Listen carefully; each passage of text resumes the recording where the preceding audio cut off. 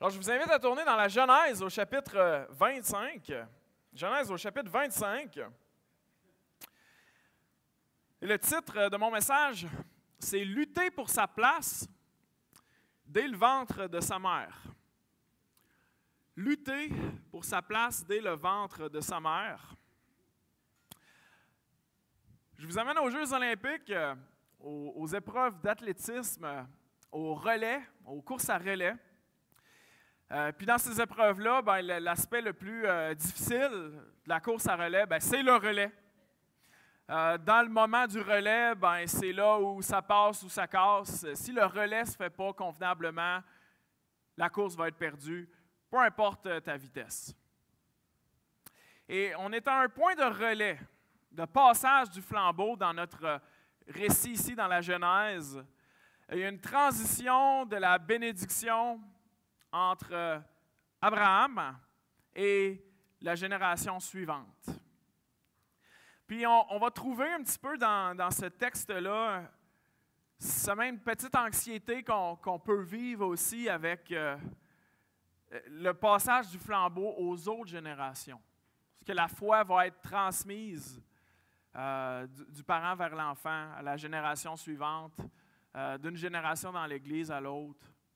On va rencontrer dans le texte aussi une peur qui est bien humaine, puis la peur de ne pas être personne. La peur de ne pas avoir sa place.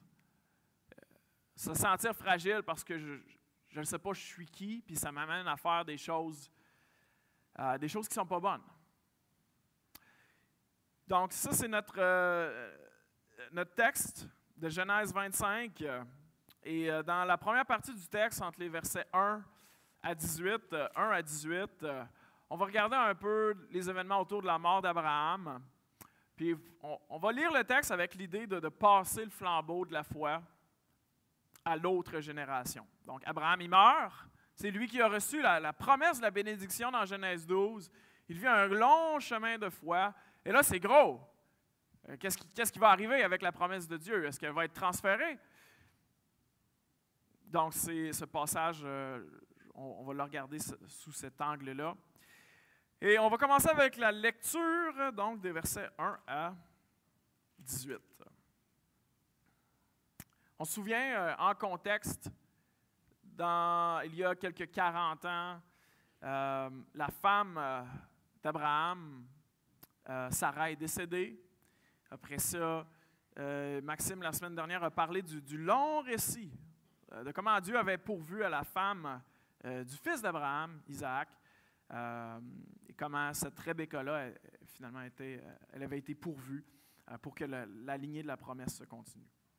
Et donc là, dans Genèse 25, on est autour de la mort d'Abraham. Alors, Abraham prit encore une femme nommée Kétura. Elle lui enfanta Zimran, Jokshan, Madan, Madian, Jishbak, Shuach. Jokshan engendra Sébaï de Dan. Les fils de Dan furent les Ashurim, les Letushim et les Leumim. Les fils de Madian furent Epha, Epher, Enoch, Abiba et Elda. Ce sont là tous les fils de Kétura. Abraham donna tous ses biens à Isaac. Il fit des dons aux fils de ses concubines et tandis qu'il vivait encore, donc pendant qu'Abraham était encore vivant, il les envoya loin de son fils Isaac du côté de l'Orient, dans le pays de l'Orient. Voici les jours des années de la vie d'Abraham. Il vécut 175 ans. Abraham expira et mourut après une heureuse vieillesse, âgé et rassasié de jours. Et il fut recueilli auprès de son peuple. Isaac et Ismaël, qui saillissait, Isaac et Ismaël, ses fils l'enterrèrent dans la caverne de Macpéla, dans le champ d'Ephron, fils de Tsochar, le Hétien, vis-à-vis de Mamré. C'est le champ qu'Abraham avait acquis des fils de Heth, et là furent enterrés Abraham et sa femme, et Sarah, sa femme. Après la mort d'Abraham, Dieu bénit Isaac, son fils, et il habitait près du puits de Lahai-Roi. Donc, ce qui signifie, il habitait du puits du Dieu qui me voit. On continue la lecture.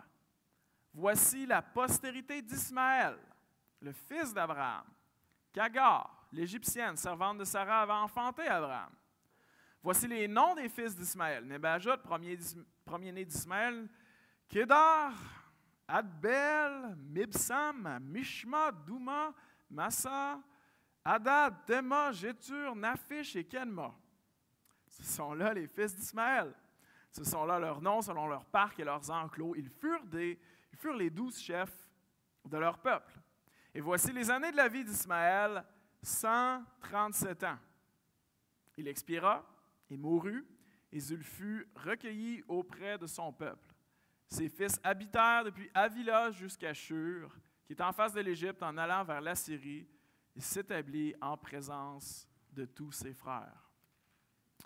Donc, quand même un texte qui n'est pas d'entrée de jeu directement clair.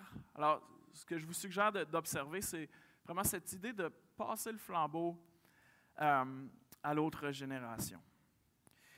Donc, la mort d'Abraham, ça soulève la question, ce que Dieu a promis, est-ce que ça va survivre?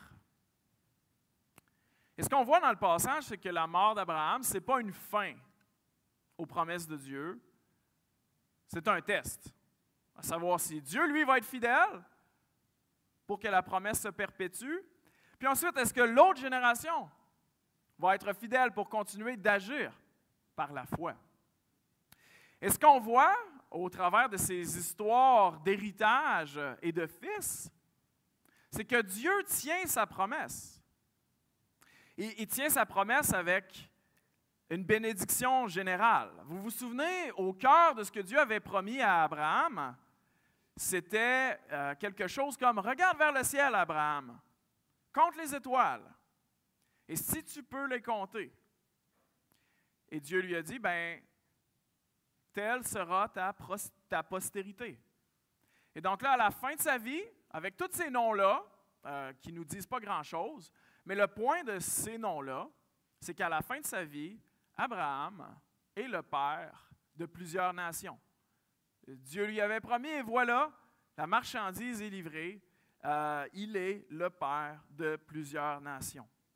Donc Abraham avait sa femme Sarah, et après sa femme Sarah, il a vécu encore une 40aine d'années. Le texte nous dit que donc ses autres fils issus de Kétura vont devenir d'autres nations et qui sont la preuve de la fidélité de ce que Dieu lui avait promis. On voit le même principe aussi dans la descendance de l'autre fils, dans la descendance d'Ismaël.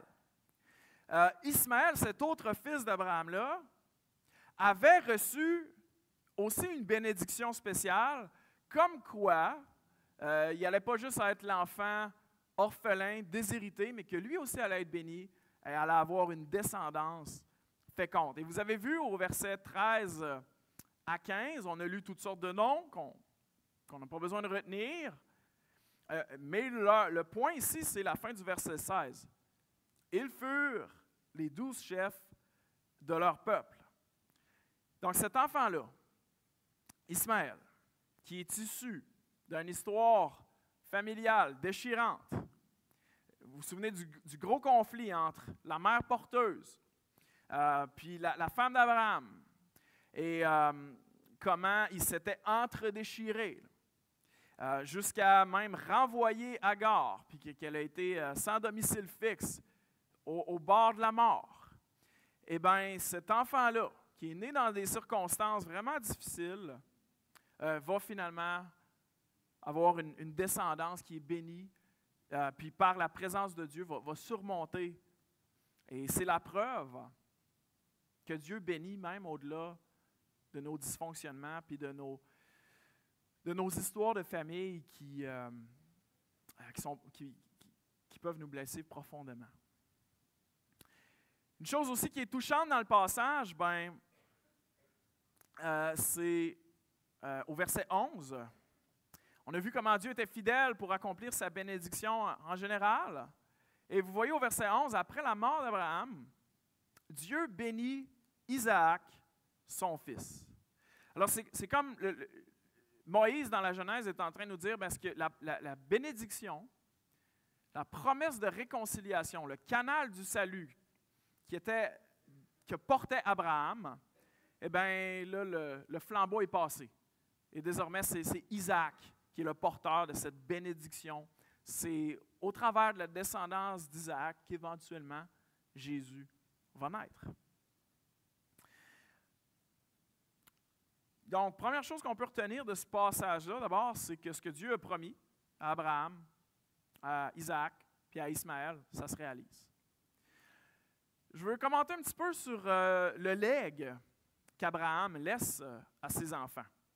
Vous avez noté au versets 5 et 6 qu'Abraham donna tous ses biens à Isaac, mais le verset 6 le nuance un petit peu. Il n'a pas donné tous ses biens comme dans 100%. Il a donné la grosse part de son héritage, mais aux autres fils, il fit des dons. Et tandis qu'il vivait encore, il les envoya loin de son fils Isaac, du côté de l'Orient. Ici, il protège son héritier. Il protège l'héritier de la promesse en s'assurant que Isaac ne va pas être la victime de conflits meurtriers qui ne vont pas le menacer puis essayer de prendre sa place. Donc, il est comme en train de s'assurer qu'en passant le flambeau de la promesse, que Isaac n'aura pas à lutter là, pour la porter et que ses autres frères, par jalousie, ne vont pas en vouloir à sa vie. Et ce que je veux souligner du legs d'Abraham ici, c'est que son plus grand legs, ce n'est pas matériel. C'est la foi qu'il laisse à la prochaine génération. Et ici, il fait le nécessaire pour s'assurer que la foi soit transmise, que la bénédiction soit portée par Isaac. Il fait ce qui est nécessaire, selon la sagesse que Dieu lui a donnée. Et il y a ici une question pour nous.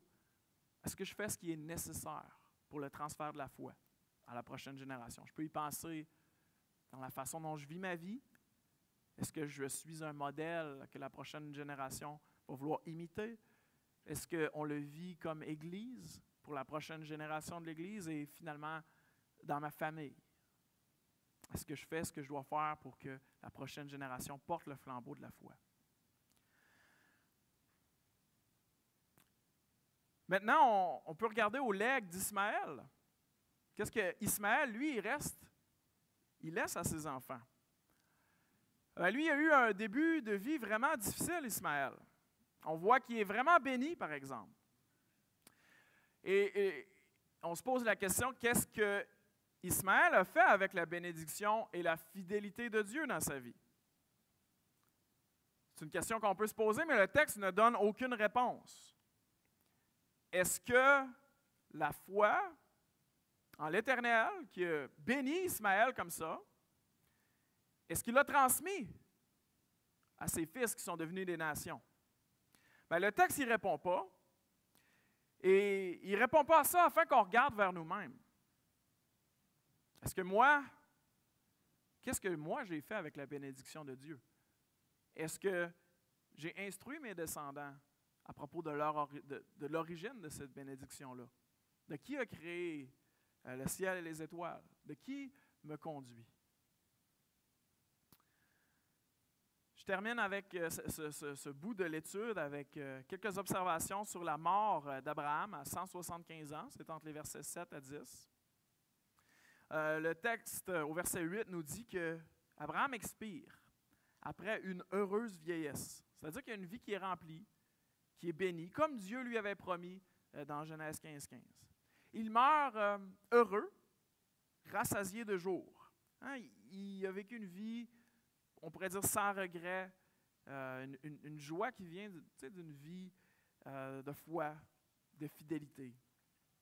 Et à la fin, il est enterré par ses fils. Isaac, Ismaël sont réunis par le deuil. C'est comme un beau moment de réconciliation, même dans un dans un épisode difficile, la mort d'un père, eh bien, sont là à sa tombe. La dernière scène que je veux souligner dans ce passage-là, c'est le verset 11, où on lit « Après la mort d'Abraham, Dieu bénit Isaac, son fils, et il habitait près du puits de celui qui me voit.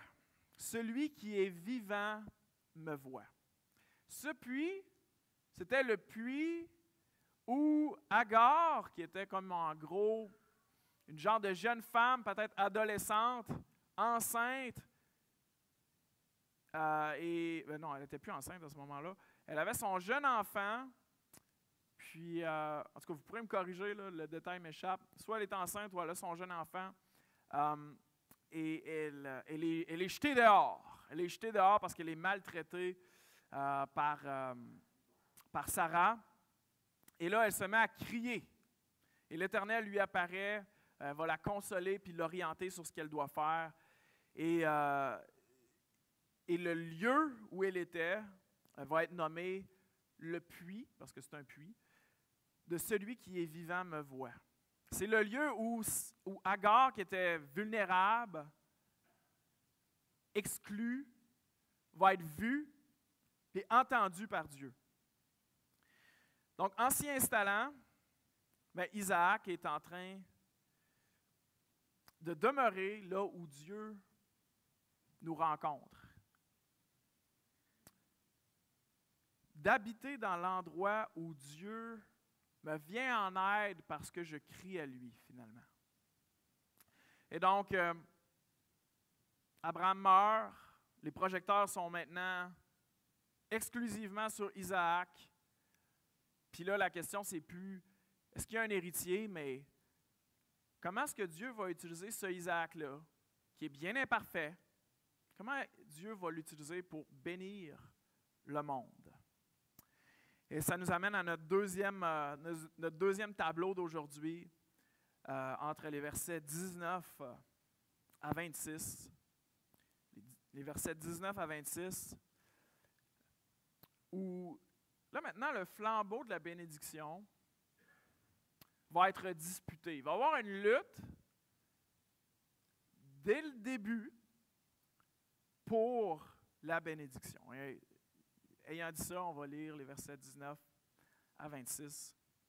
« Voici la postérité d'Isaac, le fils d'Abraham. Abraham engendra Isaac, donc on fait comme un peu récapituler. Abraham engendra Isaac, et Isaac, âgé de 40 ans, quand il prit pour femme Rebecca, fille de Bethuel, l'araméen de Padan-Aram, et sœur de Laban, l'araméen. Et Isaac implora l'Éternel pour sa femme, car elle était stérile. Et l'Éternel l'exauça. Rebecca, sa femme, devint enceinte. Les enfants se heurtaient dans son sein. Et elle dit, « S'il en est ainsi, pourquoi suis-je enceinte? » Et elle alla consulter l'Éternel. Et l'Éternel lui dit, « 2 nations sont dans ton ventre, et 2 peuples se sépareront au sortir de tes entrailles. Un de ces peuples sera plus fort que l'autre, et le plus grand sera assujetti au plus petit. » Les jours où elle devait accoucher s'accomplirent, et voici, il y avait 2 jumeaux dans son ventre. Le premier sortit entièrement roux, comme un manteau de poil. Et on lui donna le nom d'Ésaü, donc littéralement, on lui donna le nom de poilu. Et ensuite sortit son frère, dont la main tenait le talon d'Ésaü. Donc, le premier sort, puis là, au travers du canal utérin sort la petite main qui est sur le talon du premier. Et donc, le premier, verset 26, « Ensuite sortit son frère dont la main tenait le talon d'Ésaü, et on lui donna le nom de Jacob. » Donc, littéralement, on lui donna le nom de pogneur de talon, où on lui donna le nom de supplanteur. Et Isaac était âgé de 60 ans lorsqu'ils naquirent. Donc, vous voyez un peu le lien avec mon titre, là, lutter pour sa place dès le ventre de sa mère. Au verset 20 à 21, on voit un petit peu l'épreuve de l'attente. Isaac, il a 40 ans, il se marie avec Rebecca. Mais là, il y a un problème. Rebecca, comme ça a été le cas pour la mère d'Isaac, elle est stérile. Il rencontre un obstacle au plan de Dieu que seul Dieu peut enlever. Ils sont infertiles. On se souvient comment les parents, eux, ont réagi à ça.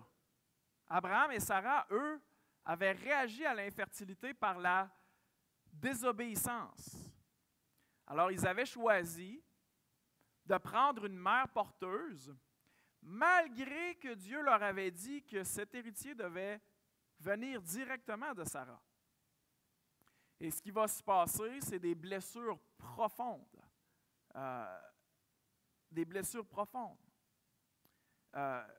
Ismaël va être comme un peu mis de côté. La mère porteuse va être rejetée, intimidée.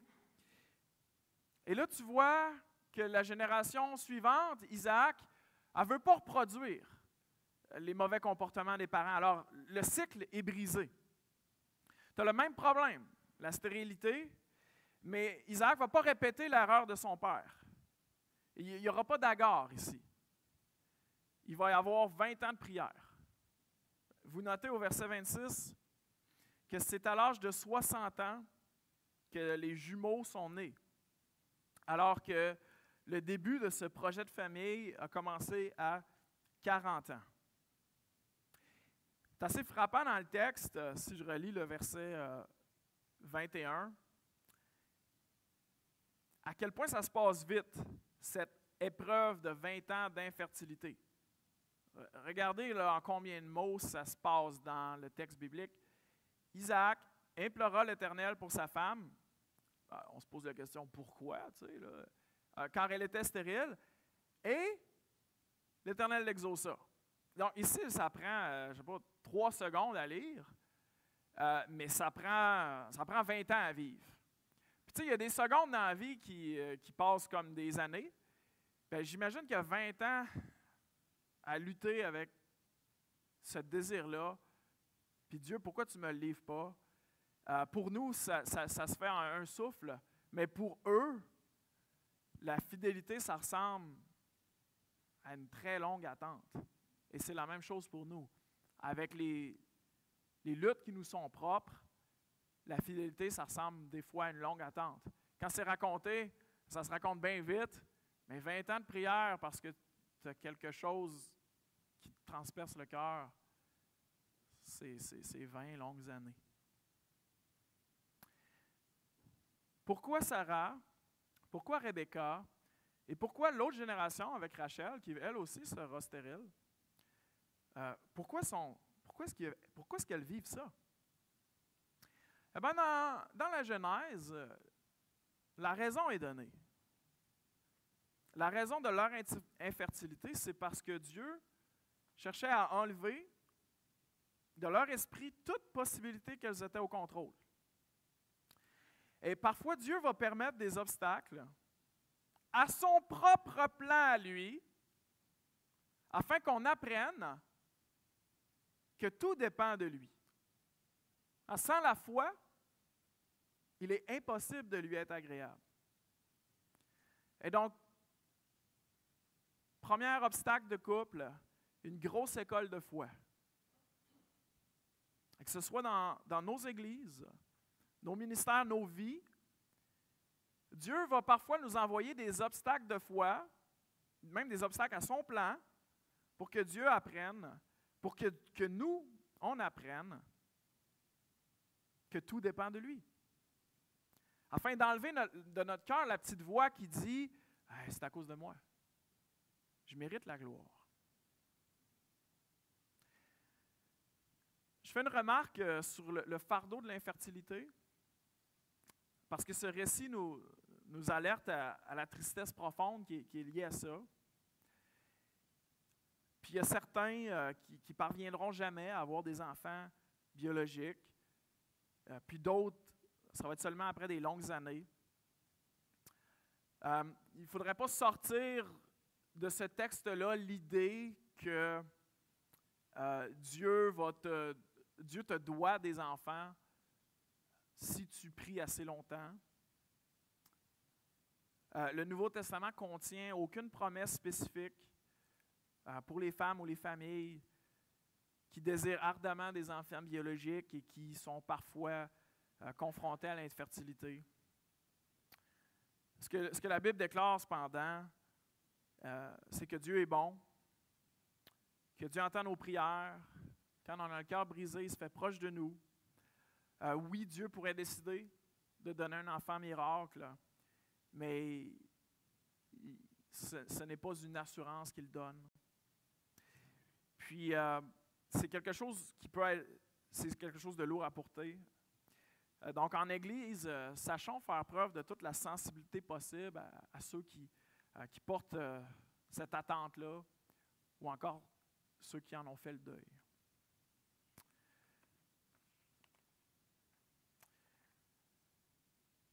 Je nous amène maintenant à, je crois, le cœur de notre passage ce matin, les versets 22 à 26, où on voit une grossesse qui est vraiment troublante. Une grossesse qui est vraiment troublante. On voit dans cette grossesse-là quelque chose de bien humain, qui est de lutter pour faire sa place. De se sentir fragile là, dans mon identité, puis je vais être obligé de faire une coupe de jambettes pour prendre ma place dans le monde. Verset 22. Les enfants se heurtaient dans son sein, donc dans son utérus, et elle dit, s'il en est ainsi, pourquoi suis-je enceinte? Et elle alla consulter l'Éternel. Alors, aussitôt que la prière est exaucée, il y a un autre problème qui arrive, et là, les enfants sont en train de se battre dans l'utérus. C'est un terme violent, là, ici, voulant dire écraser ou frapper. Donc, les deux enfants, ils se battent. Et pourquoi ils se battent? Qu'est-ce qu'ils sont en train de faire? Bien, parce que là, c'est une grossesse de jumeaux. Et qu'est-ce qui est en jeu avec le premier qui va naître? La personne qui va avoir la bénédiction. C'est qui le prochain Isaac? C'est qui le prochain Abraham? Alors là, les jumeaux, c'est pas banal, là, l'ordre de naissance. Toute chose étant égale, ça va être le premier qui va sortir de là, qui va être le prochain Abraham. Donc là, la lutte pour être le premier commence. Donc, ils s'écrasent l'un l'autre. C'est un combat pour s'arracher la bénédiction de Dieu. Souligne au passage que le texte les désigne comme les enfants dans son sein. Donc, ce ne sont pas des fœtus, ce ne sont pas un amas de cellules. Ils ne sont pas nés, mais ils sont plus que des tissus biologiques. Ce sont des enfants créés à l'image de Dieu. Donc là, Rebecca, elle est profondément troublée de sa grossesse. Et elle va dire, ben, si c'est pour être comme ça, hein, aussi bien pour être enceinte. Donc, tu sais, c'est pas juste, hey, mon enfant, il bouge beaucoup. Tu sais, c'est troublant. Et c'est troublant au point où est-ce qu'elle va consulter l'Éternel. Donc, pour une deuxième fois, sa difficulté se résout par la prière. Et là, elle reçoit comme une prophétie au verset 23 qui lui explique pourquoi c'est la guerre dans son utérus. Et on va relire donc cette prophétie-là au verset 23. L'Éternel lui dit, « 2 nations sont dans ton ventre, et 2 peuples se sépareront au sortir de tes entrailles. Un de ces peuples sera plus fort que l'autre, et le plus grand sera assujetti au plus petit. » Donc, l'Éternel lui explique, OK, ils se battent ensemble parce qu'il y a 2 peuples dans ton ventre. Et la guerre entre ces 2 peuples-là, ben, ça va durer longtemps. pour nous, de Ésaü va venir les Édomites, qui correspond à la Jordanie actuelle. C'est là qu'ils vont s'établir. Quoiqu'il n'y a pas de lien entre les Édomites et les Jordaniens, là, pardon. Ben, juste pour le préciser. Et de Jacob va venir le peuple d'Israël. Donc, ils se battent parce que ce n'est pas juste deux fils, c'est deux nations qui vont être des ennemis. Et maintenant, la raison, c'est que ces deux fils-là, ils se battent pour le droit d'aînesse. Donc, aujourd'hui, la façon dont on divise l'héritage, c'est de façon égale. Mais dans l'Antiquité, ou en tout cas dans le contexte de la Genèse, le premier-né va avoir la plus grosse partie de l'héritage parce que le but, c'est de garder une force et une influence dans la famille. Donc, si je fractionne, par exemple, tous les terrains, sur plusieurs générations, ça fait en sorte que le nom et l'héritage disparaît. Donc, c'est une façon de le gérer qui est très fréquente, là. Mais bref, les deux se battent pour le droit d'aînesse. Qui va sortir en premier et qui va hériter aussi de la bénédiction? Alors, les deux veulent être en premier. À la fin de la prophétie, maintenant, il y a une petite note qui parle du choix de Dieu. Dieu annonce que le plus petit va avoir le dessus sur le plus grand. Donc, Dieu est en train de dire, moi j'ai choisi le plus petit, et le plus petit va renverser l'ordre normal des choses. OK, là, les parents entendent ça. Mettez-vous à la place de parents. Vous entendez cette prophétie-là. Ça se peut que vous n'ayez pas tout compris, les tenants et les aboutissants de ce qui va se passer avec vos enfants. Vient maintenant l'accouchement. Au verset 24, « Les jours où elle devait accoucher s'accomplirent, et voici, il y avait 2 jumeaux dans son ventre. Le premier sortit entièrement roux, comme un manteau de poil, et on lui donna le nom d'Ésaü. » Alors, le premier-né, il est roux et poilu, alors il est appelé poilu, Ésaü. Et c'est le plus fort. Hein? Il a comme l'air d'une bête, là. Il a l'air fort, il naît viril, là, si je peux dire.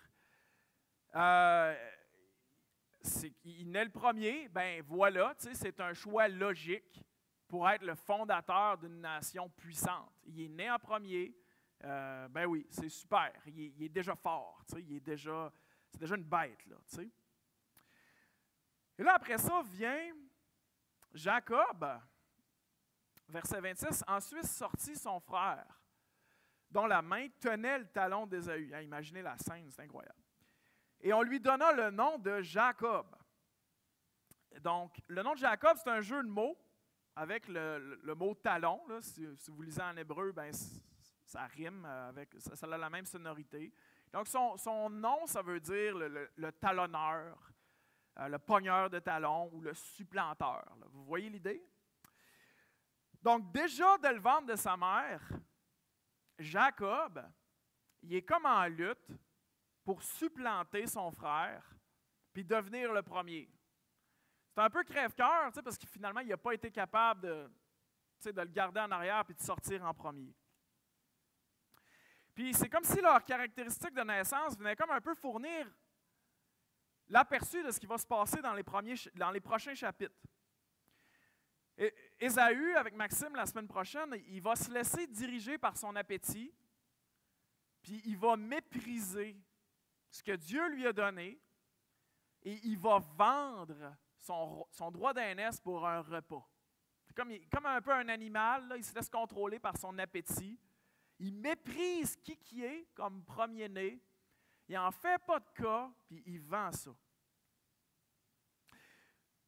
De l'autre côté, tu as Jacob, qui, dès le ventre de sa mère, lutte pour être le premier.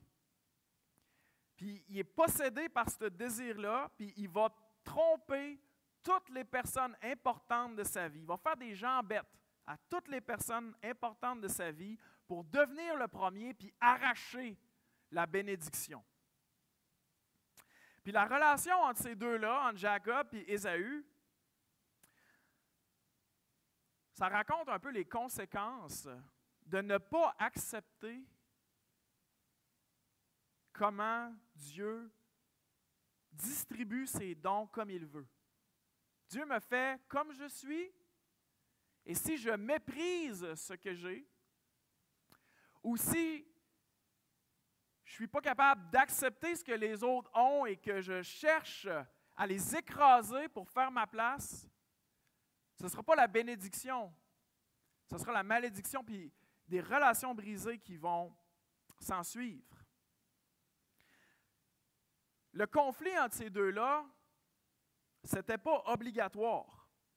Ça ne rendait pas obligatoire que Jacob fasse une jambette à son frère ou que son frère méprise le droit d'aînesse.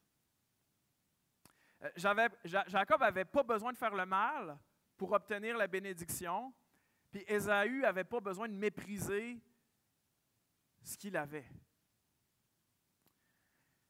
L'histoire qu'on va voir avec Jacob dans les prochaines semaines, elle nous est racontée pour qu'on saisisse comment Dieu va transformer son caractère, comment Dieu va l'amener de trompeur à un serviteur qui est humble. Parce que dans son état actuel, Dieu ne peut pas se servir de lui pour bénir le monde. Dieu ne peut pas se servir de lui actuellement. Le drame qu'on va voir, c'est que celui qui est fort, Ésaü, va mépriser ce qu'il a, puis Jacob, le tricheur, va convoiter ce qu'il n'a pas. C'est l'histoire un peu de notre propre cœur. Hein? Soit on méprise ce que Dieu nous a donné, ou encore, soit je manigance pour voler celle du voisin. C'est une histoire de vie de jalousie, de tromperie, de favoritisme. Tout commence là, dans le ventre de la mère. Puis d'entrée de jeu, comment Dieu va pouvoir utiliser Jacob pour bénir le monde? Il va devoir le briser. Il va devoir le briser. Vous voyez, là, ici, ça commence par une lutte dans le ventre de la mère. Et vous savez, un petit peu plus loin dans la vie de Jacob, il va lutter avec qui? Il va lutter avec Dieu. Il va y avoir une scène de lutte gréco-romaine entre l'ange de l'Éternel et Jacob. Et il va ressortir de là avec la hanche déboîtée. Puis toute sa vie, il va avoir mal à la hanche, puis il va marcher avec une démarche de gars qui s'est fait déboîter à la hanche. Dieu va pouvoir seulement l'utiliser pour bénir le monde après l'avoir brisé, après qu'il ait compris qu'il n'y a pas besoin de détruire les autres pour avoir une place. Dieu, en brisant sa hanche va le guérir spirituellement. Et parfois, on a besoin de se faire briser la hanche quand on est très, très orgueilleux pour changer en nous ce qui est là dès le ventre de la mère. Tu sais, vous me suivez, là? Tu sais, pogner le fond du baril. Parce que dans ta vie, épisode après épisode, c'est le même pattern qui se répète. Eh bien, pour Jacob, ça va être ça. C'est un homme qui se sent fragile. Il n'y a pas d'identité parce que pour être qui a besoin d'être, il faut qu'il écrase les autres. Et ça l'amène à faire le mal. Puis ça se répète, puis ça se répète. Mais de l'extérieur, c'est un gars qui a du succès.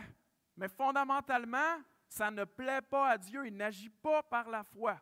Et Dieu va devoir le guérir de ça en lui montrant que tu ne pourras pas toujours gagner en luttant avec les autres. Parce que si tu luttes avec Dieu, c'est sûr que tu vas te faire casser la hanche. Puis à ce point-ci, c'est pas obligatoire de se faire casser la hanche pour changer. C'est pas obligatoire de pogner le fond du baril. Et si vous êtes à un point, comme Jacob, où épisode après épisode, il y a des points communs dans les problèmes que vous vivez dans votre vie. Lui, Jacob, son problème, c'était qu'il fallait qu'il devienne numéro 1 en écrasant les autres. Il va faire ça avec avec son frère, il va faire ça avec son père, il va faire ça avec son beau-père, il va faire ça avec tout le monde. Lui, c'est ça son problème, c'est ça sa récurrence. Et il va falloir qu'il pogne le fond du baril, mais nous, on n'a pas besoin de pogner le fond du baril. Si tu vois qu'il y a une récurrence dans ta vie, tu peux simplement, avec un cœur humble, le demander à quelqu'un qui est proche de toi. Puis lui demander,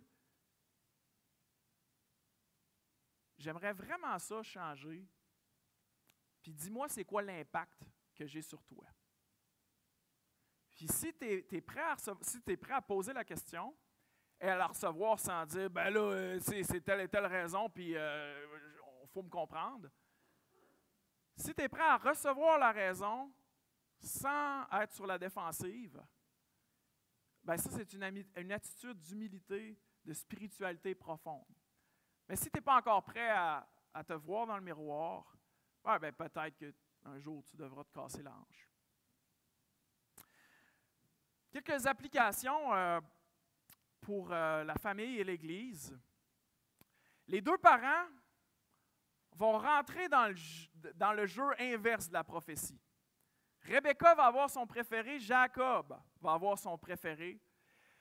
Et ils vont enseigner à la prochaine génération que c'est correct de mentir dans la famille. C'est correct d'avoir des préférés. Et ce péché-là du favoritisme va être transféré à la prochaine génération. Tout le reste de la Genèse, c'est des familles déchirées parce qu'il y a des préférés. Et ça va leur empoisonner le cœur.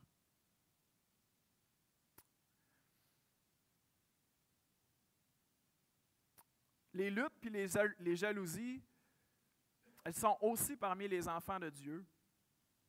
Et ça vient de ne pas chérir ce que Dieu m'a donné, de le mépriser et au contraire, de vouloir prendre la place de l'autre.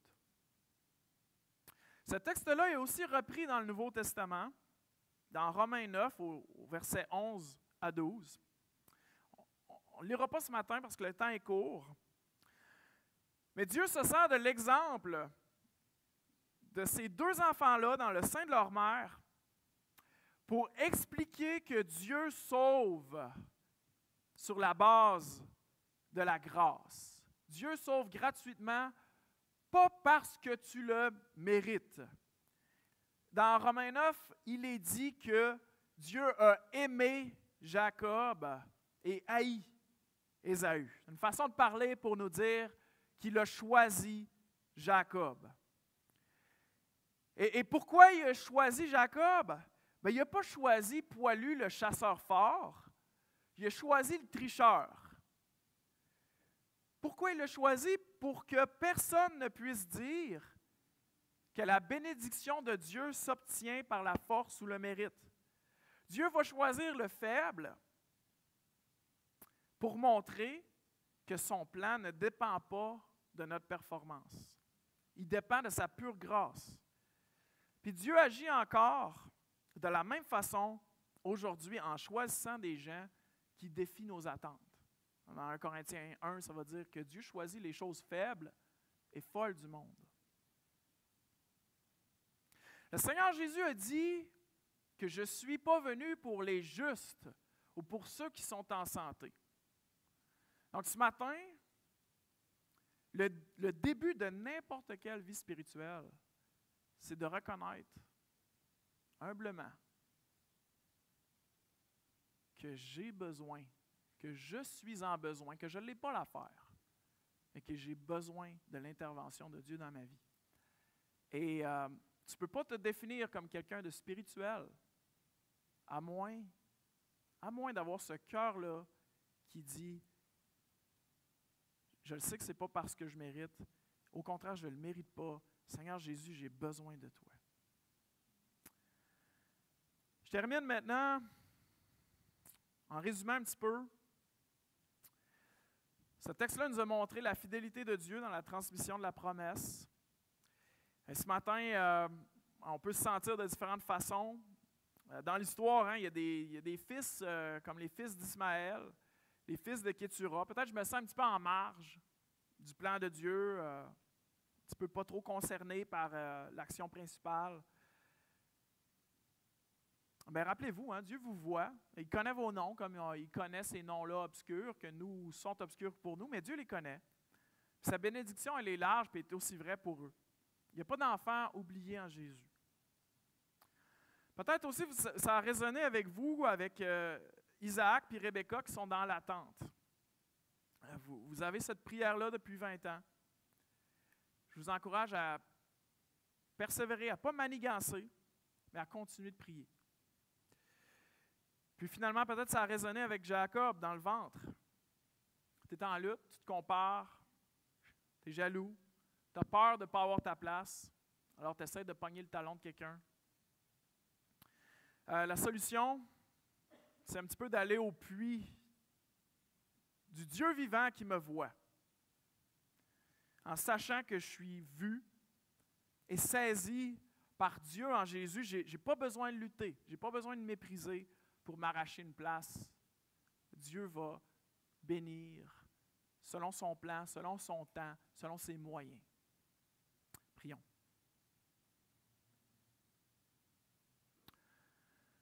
Père éternel, toi le Dieu qui voit, tu nous vois ce matin dans notre désir de nous approcher de toi, pardon. Seigneur, merci de ta grâce dans la vie de Jacob, qui du ventre de sa mère jusqu'à cette lutte avec toi, ben, tu as ses meilleurs intérêts à cœur, même quand ce n'est pas directement visible. Donne-nous la foi, Seigneur, de faire le pas approprié cette semaine. Bénis-nous là où tu nous envoies. Donne-nous d'aimer notre prochain créé à ton image, de faire connaître ton saint nom, de cheminer dans le pardon, d'étendre la gentillesse que tu nous amènes à apporter à notre prochain. Que cette congrégation, Seigneur, te loue tout au long de la semaine. C'est dans le nom de Jésus que je prie ces choses. Amen. Merci de votre attention. Bonne semaine sur Zoom.